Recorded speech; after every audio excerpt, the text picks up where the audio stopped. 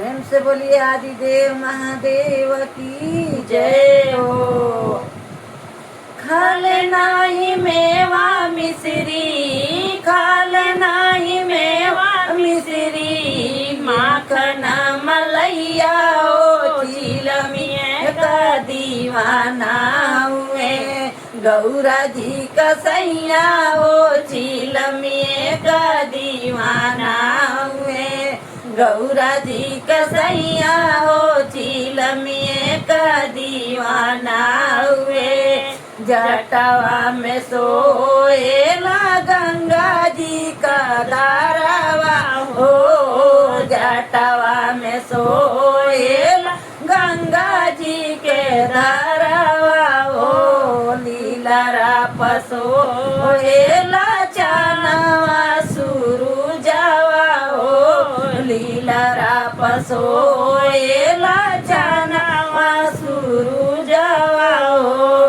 कानवा में सोए उनके, कानवा में सोए उनके, बिछुआ का कुंडल हो चिलमिया का दीवाना हुए।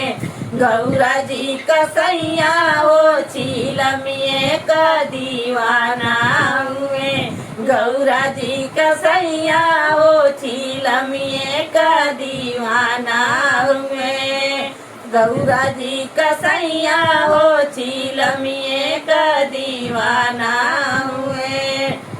अरवा में सोएला सापया जगरवा हो। गरवा में सोएला सापया जगरवा हो। सथवा में सोएला डमरू तीर सुलवा हो। हाथवा में सोएला डमरू तीर सुलवा हो। अंग अंग सोए उनके, अंग अंग सोए उनके, बबूती मृग छाला हो चिलमिया का दीवाना हुए। गौरा जी का सैया हो चिलमिया का दीवाना हुए। गौरा जी का सैया हो चिलमिया का दीवाना हुए। गौरा जी का सैया हो चिलमिया का दीवाना हुए। गौरा जी का सैया हो चिलमिया का दीवाना हुए। बगले में सोएला बसा बैला हो। बगले में सोएला बसा बैला हो।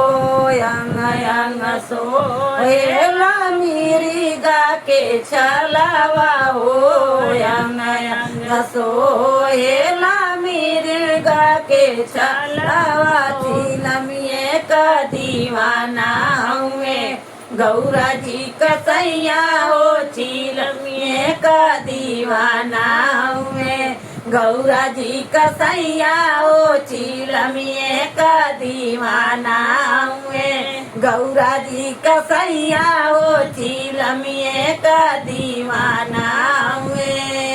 अच्छा लगी भैया, तब कमेंट में जरूर बताओ कि भजन कैसा। प्रेम से बोलिए शंकर भगवान की जय हो।